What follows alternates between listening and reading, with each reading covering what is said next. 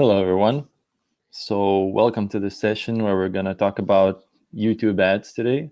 So I think it's quite exciting because I think YouTube is one of the most exciting marketing channels there is, at least online at the moment. So yeah, I'm going to share my slides in a second. Yeah, so again, welcome to the session where we're going to talk about YouTube ads, and it's a great channel. It's one of my favorite channels. It's very exciting. You can portray a lot of information and make an emotional connection with the viewers, and so let's just get to it.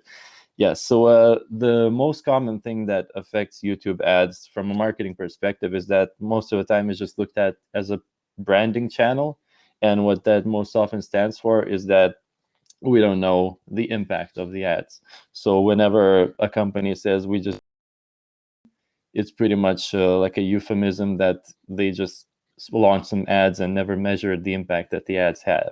But here at Hostinger, we look at every single marketing channel from a performance perspective, even traditionally branding channels, so such as YouTube ads. So today I'm gonna talk about how we solve this problem pretty much of like making YouTube ads into a performance channel. So yeah, so let me just start first maybe giving a bit of information about what we actually advertise here at Hostinger, like what services we provide. So Hostinger is a web hosting company, so people can host their websites with us. And naturally, like one of the biggest challenges or opportunities that brings is that it's a bit of a niche market. So at first we noticed that a lot of our clients are web developers or freelancers who are creating websites for their clients. So basically a client finds a web developer, then that developer comes to us and they build the website for their client. But afterwards we saw that a lot of people actually try to build websites themselves, so small business owners and like people like that. So this audience, at first it was like a niche audience, but then we quickly saw that it can become quite broad. And we advertise all around the world. So we have clients in India, Brazil, United States, Indonesia, United Kingdom, France, etc. So it's kind of a niche market, but at the same time, it's a very global market at the same time. So it's like we can really narrow down to the audience, but then we can expand it all around the world. So yeah. So one thing that is maybe a bit peculiar about working at Hostinger is that our marketing teams are not trapped in silos. So let's say the performance marketing paid media team, usually we don't hire just one person for one marketing channel. Like we don't hire just a Google ad specialist or just a Facebook specialist. We want every person who is in the paid media team to have a sense of what's going on all around the marketing channels that the team is working on. So if we see some insights on Google search ads, we can bring that to Facebook ads, and then we can bring that to YouTube ads, and then just expand what we see in one channel and apply it to everywhere. And that was basically the way that we strategize how to do YouTube ads. So it all started with search ads, just bidding on keywords. Like somebody searches for web hosting, we make sure that we're one of the results that pop up in the results page. And what we started to notice is that in our market, the consideration window for people is quite long. So people don't want to just click on the first result they see and just purchase web hosting and build their website on the first result that popped up. So people can spend a week or even more just researching all of the offers, all of the providers, checking their reviews, checking who's reliable until they finally commit to the provider that they're going to trust with their website. So so one thing that we really learned from search ads is that the consideration period is very long, and that will be quite important when talking about the other channels. So naturally, we started expanding into Facebook ads, and then we remembered this thing from search ads that people take a longer time to convert. And we realized that we cannot measure conversions through last click. It's not possible, especially with Facebook ads, because the ads are cross-device, they're mobile first. Most of the people see our ads on mobile devices. Maybe they're not comfortable with purchasing something on mobile. They're gonna sit on their desktop device, open a few tabs, look at a couple of hosting providers, compare them side by side, and then finally make a choice. So we saw that last click is definitely not the way to go, and that we need to find some way to look at the conversions that were assisted with Facebook ads or the other channels. Yeah, so the advantage that YouTube gave us finally is that see, if you look at the slide here on the left, you can see some auction insights from our Google search ads. So we're competing with brands like IBM, Amazon Web Services, Google Cloud. These are all publicly listed companies, and they're bidding on lifetime value. They're bidding on they're pretty much interested in their stock prices, not actually the performance of their campaigns. So they are willing to spend whatever it takes in order to appear at the top results. And it becomes very competitive and very expensive on Google search. And then what we finally thought that we should experiment with is that because ads happen in auctions and prices are dependent on the auction that you're competing with, we thought that why not just compete for the person a bit later, not in the direct moment when they write the search for web hosting in Google search, but we can take that person. We know that that person is going to spend a week comparing different hosting providers, so it doesn't make sense paying like $10 or $15 per click on Google search just to become the top result for the Google search query. But we can later show a YouTube ad to this person for 1 cent or even less than that. So our reach becomes like 1,000 times bigger. And especially when you're a small company or a small startup, reach can be very important because you want as many people to hear about you as possible. So that was the advantage that we saw with YouTube. We can literally target the same people for 100 times less or even 1,000 times less in time. Yeah, so YouTube had very low CPMs, and most importantly, we were able to target the exact same person who wrote in the search query for a lot less, just a bit later. So what audiences do we target on YouTube? So here there are like a lot of audiences that we can target, but if we look at some main ones, so we can pretty much target people based on the query that they wrote into Google search, because YouTube is owned by Google and they connect these channels together. So it's called custom intent audiences, and you can create an audience based on the query that a person wrote into Google search. So if somebody just writes web hosting as an example on Google search, we can later create an audience for these people and show them a YouTube ad either the same day or maybe even 5 minutes later, or maybe even 5 seconds later if they're searching on their phone and they have YouTube on their desktop. The second audience that is pretty big is in-market audiences. So that's people visiting websites that are related to web hosting somehow. So it can even be our competitors. Like you can even have this Google Cloud or something pay for the person to come to their website, and then the person ends up in an in-market audience that we target later with YouTube ads for a lot less than what Google Cloud paid for that click. And then finally, we also have remarketing audiences, of course, for people who visit our website. They show some intent to purchase web hosting, so why not retarget to them? Yeah.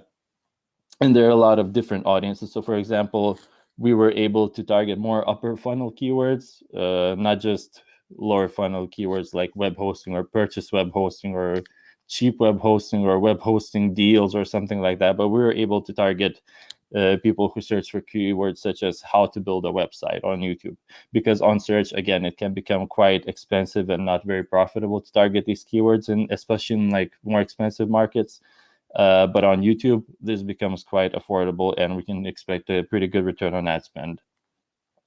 Right. So how do we actually track conversions? So this was actually quite a interesting puzzle to solve, because again, we saw that most of the conversions come from last click. And what that means for, let's say, Google Ads is that most of the time, the last click conversion in Google Ads will be a brand search. So somebody just writing Hostinger into the Google search bar and then purchasing after weeks or days of the deliberation and comparing different offers from different hosting providers. So what we had to do is we had to separate a new account for YouTube ads so that brand searches do not steal these conversions from YouTube that were actually a person was brought to our website, they heard about us for the first time via a YouTube ad, and then finally they committed a brand search and everything disappears from YouTube. So we wanted to avoid that, and that's we had to have separate accounts and separate conversion tracking, just to make sure that these conversions that YouTube opened for us are fully visible and we're fully able to track them up to a few days after the person sees the ad. And then this was, again, one thing that we learned actually from Facebook, and we saw that YouTube operates in a very similar way.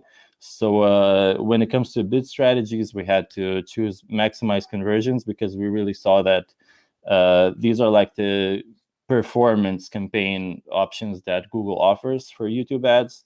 And we really saw a massive difference with Facebook ads, where optimized campaigns versus reach-based campaigns. So on Facebook, we already knew that we have to optimize for conversions, and we have to track conversions and upload them to the Facebook pixel. And here we did the same with YouTube, and we also saw a very, very big difference compared to, let's say, just like brand campaigns that bid on CPM or cost per view. So we chose maximize conversions, or once you start gathering more conversions, you can do a target CPA bidding, just to see if you can lower that bid a bit and optimize your campaigns. Then we also created more conversions. So for example, here you can see that we have many different purchase conversions based on the products that people buy. And then you can turn some conversions off just to make the campaign optimize for like bigger conversions. Let's say if somebody just buys a domain name, maybe you don't even want to register that as a conversion, because what you're really aiming for is somebody to subscribe to hosting plans that are like, they have a bigger lifetime value. And also one thing that we started doing with campaigns is that we separated remarketing campaigns from these fresh campaigns that for people who have not heard of us yet. So remarketing audiences can have a very high return on ad spend, and that's because some of these people are going to buy from you anyway. They already came to your website. They're just like comparing you with other offers at the moment, but maybe in the end they'll still choose you. So that's why we separated these campaigns from we call them like new campaigns, prospecting campaigns. I've heard that term as well. So just to make sure that we separate this channel that opens conversions from the remarketing campaigns that just help people remember us and close the conversions. And again, it just allows us to see more data on what audiences actually convert before they have heard of us. Yeah, and now I would also like to talk about what makes a great YouTube ad. There's a little formula that we follow. Of course, there's a lot of creative work that goes into it. We actually have an in-house creative team that helps us create these ads. But there's a little formula what makes a great YouTube ad, and how like it just helps you avoid some of the key pitfalls that are very common with video ads, because video ads started with TV. But when it comes to YouTube, there's a very different way that people engage with YouTube than they engage with TV.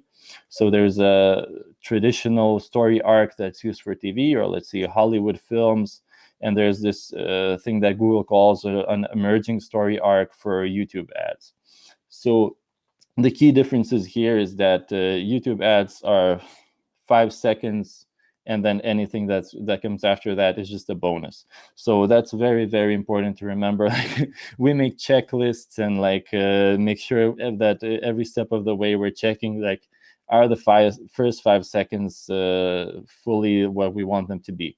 Because after the first 5 seconds, people can skip the ad, and if you didn't grab their attention, you didn't tell them what you're offering, you risk losing that person, and they will never know what it is that you're advertising.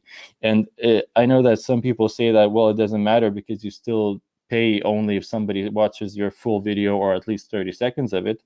But you can look at it from this way. If, let's say, your view rate for 30 seconds is around 16%, so that's around, what, 5-6 times less of an audience than you have in your first 5 seconds. So you're just sacrificing 80% of your audience by not displaying all of the key information in the first 5 seconds.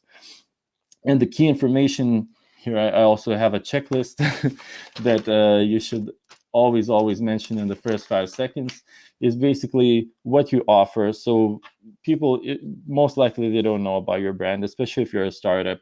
So it's very important to start with the words what you offer. So let's say when it comes to Hostinger, we will always mention something about creating a website or web hosting or WordPress or something like that, just to grab the person's attention. And if they were already searching for something related to this on Google search, we're basically just solving the problem for them. We know that they were searching for how to create a website, so we can start the video by saying, are you looking how to create a website, and stuff like that. And that will grab their attention. It will offer them what they're looking for, and it's just going to help them as well, because ads can be quite helpful as long as they solve a certain problem for people, and we can know what this problem is for them based on the audience that they belong to. Second thing to mention, of course, is your brand, because if you just say, are you looking to build a website, but then you don't say who you are, you run the risk that somebody is just going to go to your competitor. They'll think, oh yeah, I was looking how to create a website yesterday, and then they'll go somewhere else to create that website. So just mention your brand and any other key information that you have. So maybe if you're running a sale, you can mention the price that you're offering at the moment. And it can be a challenge to fit this in this first 5 seconds, but 5, 6, 7 seconds, it makes a massive difference if you put that key information right in the beginning, instead of waiting until the end to reveal what you were advertising. And this actually can be quite a big challenge, because most of the video producers or designers who work on the video, they will most likely not be YouTube ads experts per se. They might be great video creators, but you still have to make sure that the video you're creating fits the format for YouTube ads specifically. So again, video producers, they're more used to traditional TV ads, revealing what was being advertised in the end, somewhere around the 30-second mark. But here you have to make sure that everything is revealed in the first 5 seconds. And then afterwards, what comes after that is a bonus. You can give people more information. All they have to do is just sit back, relax, watch your video until the end, learn more. Maybe you can explain how they can create the website. You can show them how easy it is. You can show them that there are people who are using it, some reviews or something like that. And then finally, it's also very important to finish the video with a very strong call to action.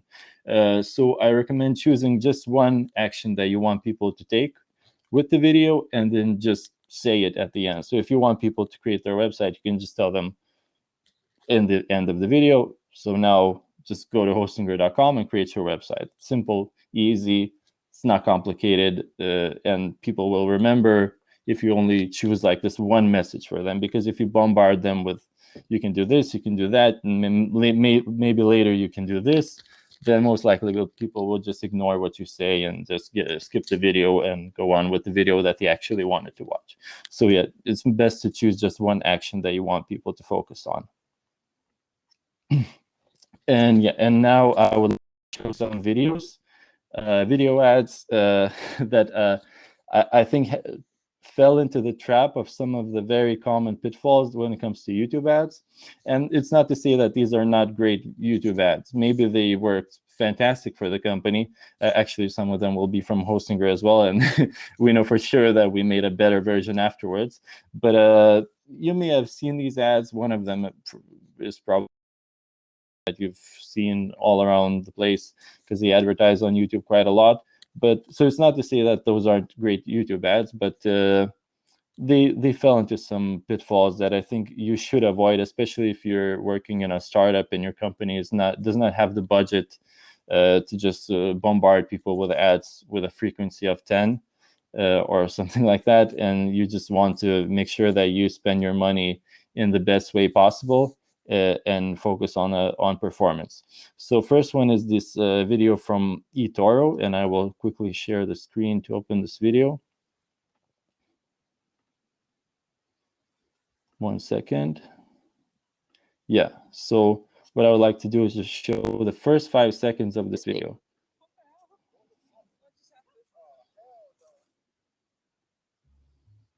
Again, and now if I simply close this video, the first 5 seconds, you skip the video at that point and you don't know what was being advertised. So basically, eToro was spending their budget just to show people swearing for 5 seconds. And maybe, yeah, they have like the budget, they have the reach. They can reach people 10 times until they finally watch the video after skipping it a few times. So maybe they can afford this strategy, but most startups can't. Most startups should use their budget in the most efficient way possible. And I'm specifically not going to show the rest of the video, just to emphasize the point that how crucial are those first 5 seconds. Okay, now this next video is it actually did quite well with branding in the first 5 seconds, but they fell into another trap, which I want to highlight. 1 second, I'll share the screen.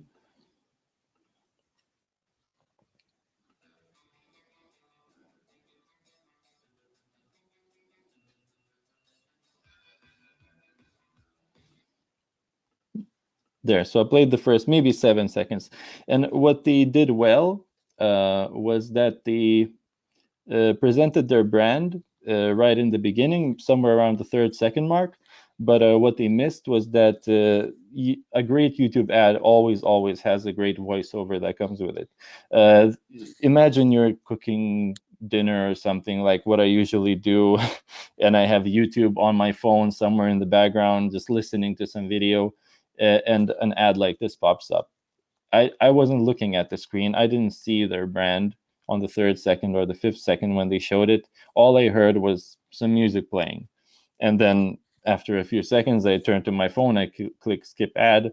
And again, they're paying money just to play some music for people who are not looking directly into the screen. So a great YouTube ad will always have a great voiceover that comes with it, because I believe 93% of people watch YouTube with sound on. So it's not like Facebook.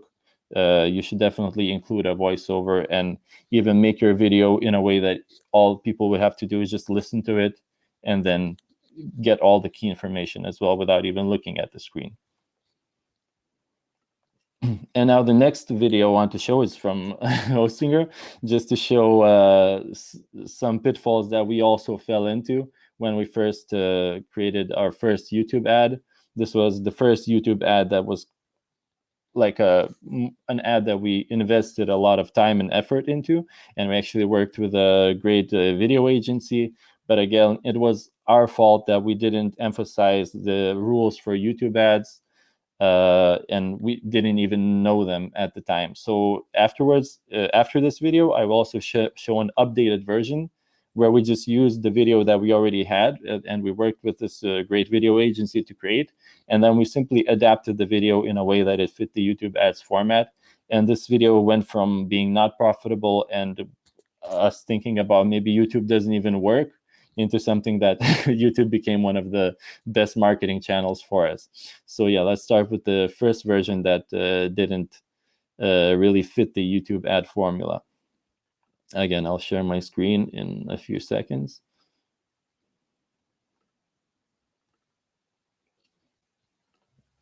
There is nothing better than doing what you love for a living. Your best work is born when you can express yourself with no limits. I remember the day I decided to share my work with the world. I went on Hostinger and created a website showcasing my designs. When these works became visible online, the orders started flowing in. Before creating... And I'll stop there because it's quite a long video. So the pitfall that we fell into here was that the first 5 seconds didn't really emphasize what we're advertising. Sure, we said create a website or something like that, but we didn't emphasize it.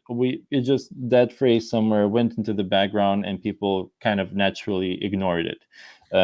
And we didn't mention our brand, and we didn't have a strong call to action. We didn't it wasn't really it wasn't motivating people to take action. It was something that was just playing in the background. So now I will show how we adapted this video with the same video footage that we had, and we just made a few changes post-production and with the voiceover, just to make the video profitable from being not profitable on YouTube ads. Again, I'll share my screen.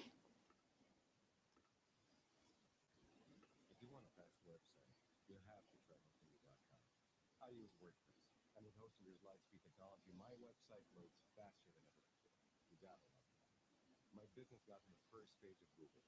Turns out website speed is a major rank. Next thing you know, I had clients from all over the world. Now I run a global business from my bedroom. If I ever get stuck, Hostinger's team answers any questions I have 24/7. So why wait? Go to hostinger.com and supercharge your WordPress website today. So the main difference that this video is different from the one that we saw before is that, first of all, we really zoned in into the audience that we were targeting. So not only did we say that if you're looking to create a website, just to grab the people's attention who are trying to create a website at this moment, we said you have to try hostinger.com. So we mentioned our brand. And then we also, in the first 5 seconds, we even managed to mention one of the keywords that people hear when creating websites. It's WordPress. So a lot of people create websites with WordPress, and we targeted these types of audiences with this video who are looking to create a website with WordPress, which is like a open source content management system for creating websites. So we managed to say, are you looking to create a website? We mentioned our brand, and we even mentioned the way they're trying to create their website. And then in the end, we said, so why wait? Go to hostinger.com and create your WordPress website today. So again, it's just one simple call to action, one simple action that they have to take. Just go to hostinger.com and sign up and start creating. So yeah, it was like a simple video where we just thought, what is the main information that people are trying to hear? And we just told them that information, and we put the key information in the first 5 seconds. And we follow this formula from now on. It's a simple video that we made for a sale we're running, so it didn't really require a lot of investments, a lot of time from our in-house creative team, and it's just something to let people know that if you need web hosting, you can get it. You can get a free domain. This is the sale that we're offering. This is our current offer, and we're targeting audiences that are looking for offers like this at the moment. So we just give them the information they want. So again, I can just share maybe the first 5 seconds.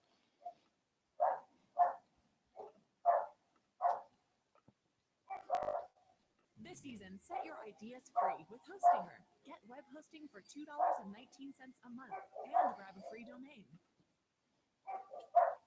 There, so we said the key information in the first 5 seconds, and we added a little bonus. It took us a bit more to also mention that we're also offering a free domain together with the web hosting package.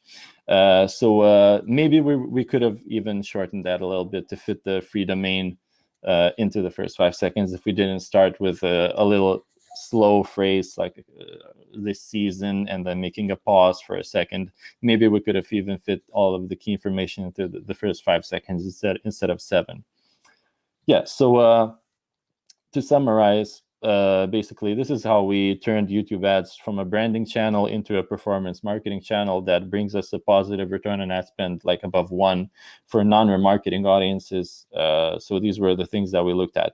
First, we learned about our audience from all marketing channels. So we learned about the consideration period, that we shouldn't measure through last click. We learned it from Google search, Facebook ads.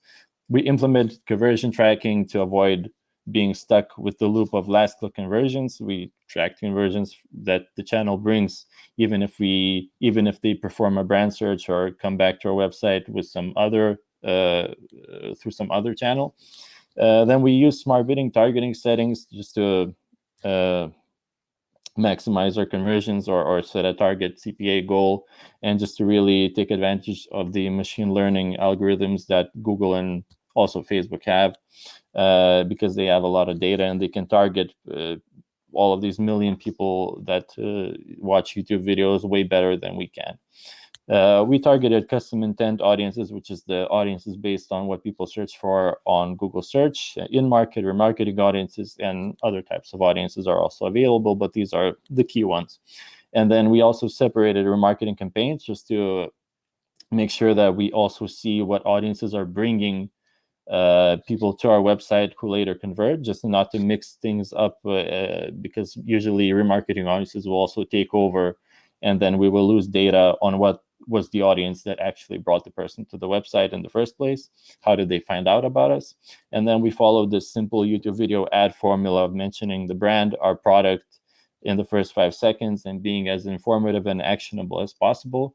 And then we simply gather as much data as we can. We analyze the data and use it for further ads and scale it. So I guess this is the main information that I had to mention for today. So thank you for listening. And if there are any questions, then I will look through them. Okay, so I see there is a Q&A. So questions from Jarn, I hope I pronounced it right. Jarn or Jaron. Yeah, which format are you guys using for sharing best practices, insights with colleagues? So we have data studio reports where we connect, specifically for YouTube ads. We use data studio reporting. You can connect Google Ads directly to data studio because it's a Google product. We have a lot of filters on there. And a lot of tables that you can just like break down the information. So maybe you can break down the location, you can break down the audiences, you can break down the video performance, and just if we see some audience that is performing well, we can say, look, we see people are looking for how to create an e-commerce website because they want to open up an online store. And we see this from one of our channels that these keywords are popular, or this audience on YouTube is very big and it's converting well. So let's create something specifically for them. So that's like one of the ways we do it. But these insights are brought from the paid media team to the creative team, because we have a creative team that are very good at creating videos. They're very good at what they do best. But when it comes to ads and performance, then it's the paid media team that is responsible for providing these insights. So I hope that answered the question. Okay, and we also have one more question. There is an option on campaign level to assign which conversion actions we want to track for this one specific campaign. Is dividing YouTube campaigns to a new account still useful? Can't it be done in the same account now? Because yeah, so when we did this, this feature was actually not available yet, but I would still say that yes, this solves a different problem. So what you mentioned for assigning different campaign level conversion actions, it can be good if you're selling different products. So let's say you're an e-commerce store that's selling I don't know, either you sell a lot of things. Let's say, for example, like Amazon, you sell clothing and you sell furniture. So maybe you want the furniture campaign to have a different conversion, that a person actually bought furniture instead of just buying anything on your website. And if you launch an ad for a clothing ad, then you want to track how many people saw this ad and bought clothes on your website instead of just buying anything. But what we actually solved with creating different accounts was that we prevented the brand campaign from stealing the conversion from YouTube, because even though search campaigns have data-driven attribution, but it only works across search campaigns. So if a person sees a YouTube video ad and then the same person performs a brand search after that, the whole conversion will go to the brand campaign if it's in the same account and uses the same conversion ID and the same like conversion setup. So that's why we separated it into a completely different account. Yeah, so I hope that answered the question. And I guess that's all for the questions. So I see we still have like 10 minutes in case anybody wants to ask anything. If not, then thank you for listening. And yeah, and I wish you good luck with YouTube ads. I think it's one of the most exciting channels out there.